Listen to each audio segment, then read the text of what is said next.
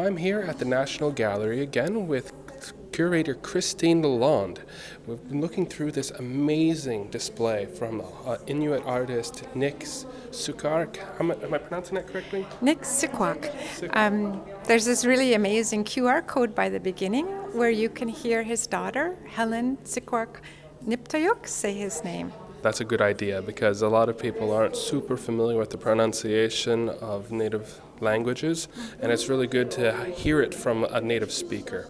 I've been going through this display and I feel like I can't shake the feeling where it feels oddly familiar, like it's like he's tapped into some sort of human emotion in the way that he puts out in the horror and the humor.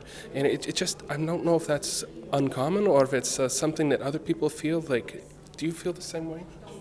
I do, and I think that is really one of the amazing thing about his artwork is the strings he pulls with us emotionally.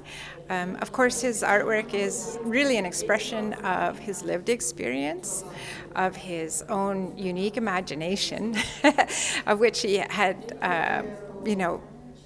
fantastic ability to transport us to these places of his imagination and creatures of his imagination that we sort of fear to look away in case they move.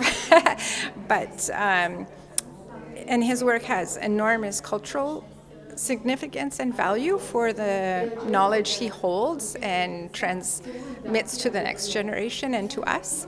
On top of all of that, if that wasn't already an extraordinary means of expressing and a gift to us, he's able to really speak to us at an emotional level with his pieces. We recognize elements of them. Undoubtedly, we recognize that these are works by an Inuit artist related to his culture and his lived experiences on the land, as well as across Canada in the cities and even overseas. He was a widely traveled person.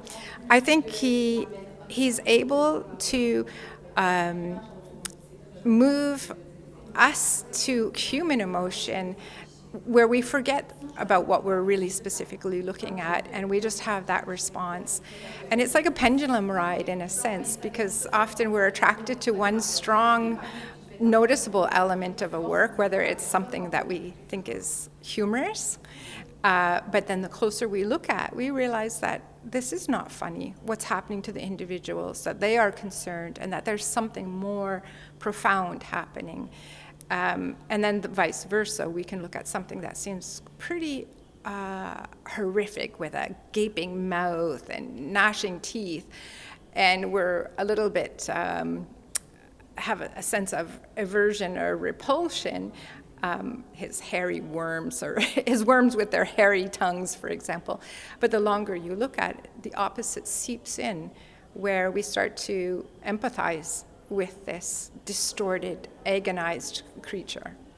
I really like the worms for some reason. They really speak to me. I don't know if it feels like it's something from a dream or something like that. It just the way that it, words fail me a little bit about it. I have to recommend people, if you're in the area, definitely come and see this exhibit at the National Gallery.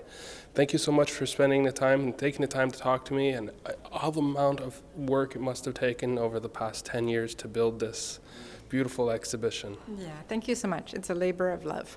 I can tell. Thank you.